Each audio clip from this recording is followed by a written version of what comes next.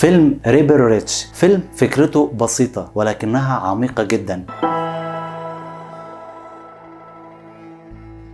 شخص ماشي على طريق راكب عجلة أو بسكليتة أو دراجة وماشي بسرعة كبيرة، بتمشي وراه الشرطة وبيلحقوه وبيوصلوا له، بيقولوا له أنت ماشي على سرعة كبيرة، ووقفوه وبيفتشوه وبيفتشوا العربية أكتر، بيلاقوا كيس جوه العربية. الكيس دوت بيفتحوه بيلاقوا فيه فلوس، بيسألوا له الفلوس دي أنت رايح بيها لفين؟ المبلغ كان كبير تقريبا على ما أظن كان 26,000 دولار. قال له أنت ليه ماشي بالمبلغ دوت ورايح بيه فين دلوقتي؟ قال لهم المبلغ ده خاص بيا وانا رايح بيه عشان افك او اطلعه او ادفع كفالة لابن اختي او صديقي، حاجة كده، حد قريبي. فبيسألوا الشخص دوت اللي انت رايح تدفع الكفالة ليه رايح بجريمة ايه؟ فبعد مراوغة من بطل الفيلم ما كانش عايز يقول لهم على الجريمة اللي هو ارتكبها عشان ما يحصلوش مشاكل وعشان ما يوقفوش، فقعد يحاول ان هو ما يقولهمش، وفي النهاية قال لهم ان هو كان متعاطي للمخدرات او اتوقف بانه محيز للمخدرات او عنده حيازه للمخدرات. فبيوقفوه بيقولوا له بيشكوا فيه اكتر، فبيقولوا له بما انك رايح تفك ازمه واحد او تدفع كفاله شخص داخل الازمه ديت او داخل القضيه ديت بقضيه مخدرات، يبقى انت اكيد الفلوس دي حاصل عليها من المخدرات، يبقى انت زيه بالظبط. فقرروا ان هم يتحرزوا على الفلوس ديت وان هو مش هيستلم الفلوس دي في اللحظه ديت، وكتبوا له ورقه وقالوا له ان انت هتمشي في اجراءات كده معينه، غالبا هتاخد لك تقريبا 30 يوم كده على ما تخلص الاجراءات ونتاكد ان الفلوس ديت ومصدرها مصدر شرعي ومش مصدر سرقه او مخدرات. هو البطل كان قال لهم ان هو الفلوس ديت فلوسي وانا انسان محترم وانسان صالح، والفلوس ديت انا حصلت عليها من بيع المطعم بتاعي وبيع عربيته، وتقدروا تروحوا للمطعم ده وتسالوا وهتاخدوا الاجابات، بس انا محتاج الفلوس دي النهارده لانه النهارده موعد دفع الفلوس بتاعه الكفاله، يعني معاه قدامه يومين 3 مع المهله دي، ولكن انا عندي ميعاد النهارده الساعه 5 ولازم اروح بالفلوس دي. فبيرفضوا ان هم يدوا له الفلوس وبيمشوا وبيدوا له الورقه دي. فبيمشوا وبيقرر البطل ان هو يروح يبلغ، لان هو حاسس بانه اتسرق، هو مش شكل قانوني، هم في الاخر حبوا يستفردوا بيه عشان ياخدوا منه الفلوس ديت. فبيروح على اسم الشرطه جوه القريه ديت وبيبلغ، بيلاحظ انه اللي جوه الاسم مش متعاونين لما عرفوا الاسماء اللي كتبت له الورقه ولما عرفوا الناس والمواصفات اللي هو شرحها لهم، ففهموا ان دول زمايلهم في نفس المكتب او في نفس الاسم، فقرروا ان هم ما يتعاونوش معاه. فاللي بيحصل ان هو بياخد باله من الكلام دوت وبياخد باله من لوحه في المكتب مكتوب او في الاسم في لوحه كده مكتوب فيها الناس اللي بتشتغل او الورديات، ففهم انه الناس دي شغاله هنا. فبيطلعوا له 2 من جوه الاسم وبيقولوا له افضل لك انك تمشي، واحنا الناس هم خدوا منك الفلوس ديت بشكل قانوني جدا وانت المسؤول عن كل دوت، ولو ما خرجتش من هنا فانت بتورط نفسك اكتر. فبيفهم ان هو اتحط في عمليه سرقه وان كلهم متعاونين كشرطه والرئيس بتاعهم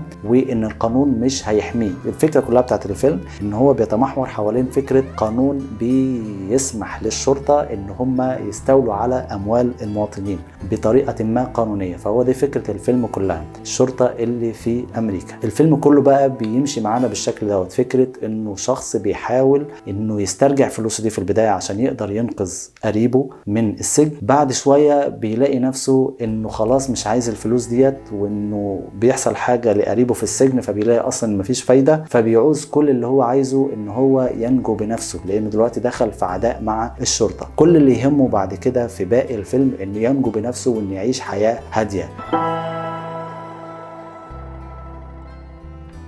اللي بيحصل بقى في الفيلم ان الشرطة او الاشخاص المتورطين في الجريمة ديت او متورطين في الجريمة ديت وهو عارف، بدأ يعرف عنهم معلومات كتيرة ودخلت ما بينهم وبين بعض مواجهات كتير، بيحصل ان هم مش عايزينه يعيش، عايزين يتخلصوا منه لانه خلاص عارف عنهم معلومات كتير. الفكرة هنا في الفيلم ان هو بدأ يقول انا مش عايز الفلوس، مش عايز حاجة منكم، انا عايز اعيش، عايز بقى اكمل حياتي واعيش حياة عادية وهادية. الفكرة ان هم ما بيسيبوهوش في حاله وبتورط معاه في نفس الوقت حد كان بيحاول يساعده، بنت كانت بتحاول تساعده وبرضه اتورطت وكانت بتحاول تساعده بشكل قانوني لانها بتعمل بشكل او باخر في المكاتب القانونيه في القريه ديت، بتتورط معاه. ونفس الشيء هي برضه بيجي عليها لحظه من كتر المواجهات بينها وبين الشرطه وبين الناس الفاسدين والفساد اللي موجود في المدينه ديت او في القريه ديت، بتيجي عليها لحظه تقول انا مش عايزه حاجه تانية، انا عايزه اهتم ببنتي وخلاص. بعد ما بيحاولوا يسمموها او بشكل احرى ان هم يدوها حقنه مخدره تكون هي في البيت ونايمه او حاجه شبه كده، فبتاخد تلاقي نفسها خدت حقنه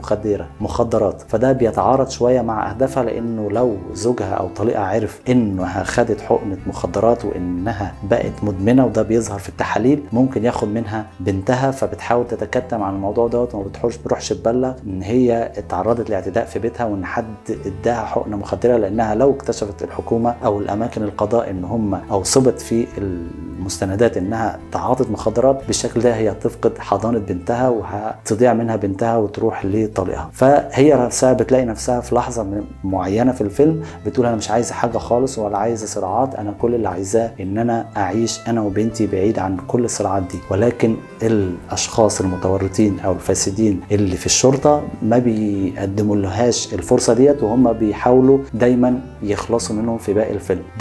كل ده اللي انا قلته مش حرق لتفاصيل الفيلم، ولكن ده يدوب مقدمه كده للقصه بتاعتنا. الميزه في الفيلم دوت ان هو بيمشي معاك كده. الصحيح ان الريتم بطيء، واحيان كتير في افلام كتير بيبقى مطلوب يكون الريتم بطيء عشان ياخدك كده بالراحه في الاحداث ويخليك تقرب من الشخصيات وتخليك تتعمق في الدوافع بتاعتهم وتفهمهم كويس، عشان ده بيخليك تندمج بعد كده معاهم في القصه كامله. فميزه الفيلم بيمشي معاك ببطء وبيعرفك كل التفاصيل وبيخليك تتعاطف بشكل كلي مع الممثلين في الفيلم. والفيلم ما فيهوش لحظه ملل، الفيلم 2 و10 دقائق ما فيهوش لحظه واحده ملل، لانه معتمد قوي على القصه القويه والسيناريو القوي اللي بياخدك كده بالراحه. كل اللي انا قلته لكم ده كان المشهد الاول، الجزء بتاع انه شخص ماشي في الشارع والشرطه بتوقفه وبتاخد منه فلوس، ده اول لحظه في الفيلم. وده كان ذكاء جدا من اللي كتب السيناريو وهو مخرج الفيلم، المخرج هو اللي كتب السيناريو. كان ذكاء منه ان هو يبدا بالمشهد ده، مشهد بيشدك من اول لحظه، مشهد على طول بيدخلك في الاحداث، مفيش مقدمات كتير، فانت بتنجذب بسرعه وتدخل في الاحداث. ما بيبقاش اغلب الافلام بيديك كده ربع ساعه او نص ساعه يعرفك على الابطال ويعرفك على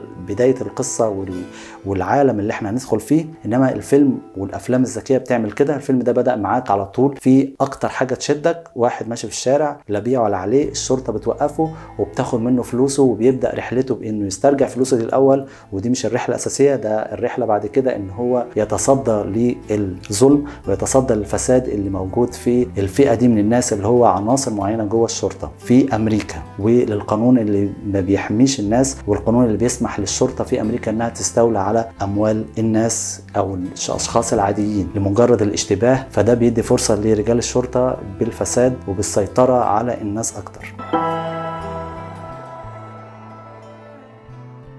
الفيلم حلو، الفيلم قوي جدا.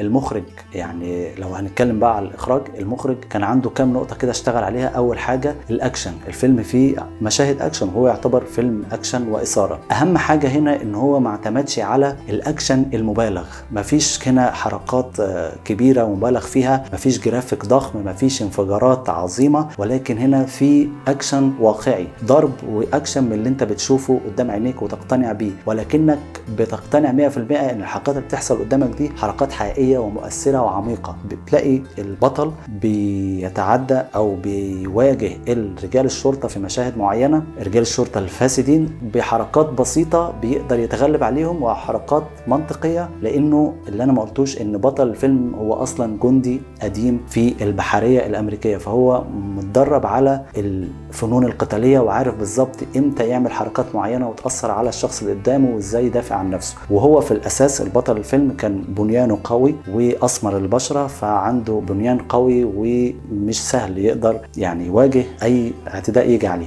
فكانت المشاهد الاكشن اللي كانت بتعرض قدامنا كانت مشاهد قويه، ولكن بدون مبالغه، بدون دم، مفيش دماء كتيره ومفيش اكشن ضخم جدا، ولكن بتبقى انت مشدود. وده الحقيقه عجبني جدا في الفيلم، مفيش مبالغات، بيشدك بالقصه، بيشدك بالاحداث. من اكبر الميزات الموجوده في الفيلم هي انه كل شويه تخلص يخلص من مشكله يدخل في مشكله تانية. القصه الحلوه تلاقي البطل كل شويه داخل في مشكله، يخلص من حاجه يدخل في حاجه، وكل حاجه تتعقد اكتر، وعقده ورا عقده ومشكله ورا مشكله، ويحاول يحل ديت وبعد كده دي تتقفل فيروح يفتح حاجه غيرها او يحل غيرها. فهو ده الفيلم دوت ماشي بالوتيره ديت على مدى 2:10. الفيلم ده ميزته الوحيد، عشان كده انت بتتشد من اوله لاخره. الفيلم ممتع، الفيلم جميل الحقيقه، انصح جدا بمشاهدته. تقييمي للفيلم 8/10. فيلم ممتع، فيلم حلو مش مبالغ فيه، فيلم تقتنع بيه وتتحد مع ابطاله وتحبهم. فانا ارشح لك الفيلم جدا انك تشوف الفيلم، موجود على نتفليكس. كده المراجعه تكون انتهت. ما تنساش تحط لايك وتعليق برايك في الفيلم لو انت شفته، بالافلام اللي انت حابب ان احنا نراجعها. وسلام يا ابطال، واشوفكم في مراجعه جديده ان شاء الله.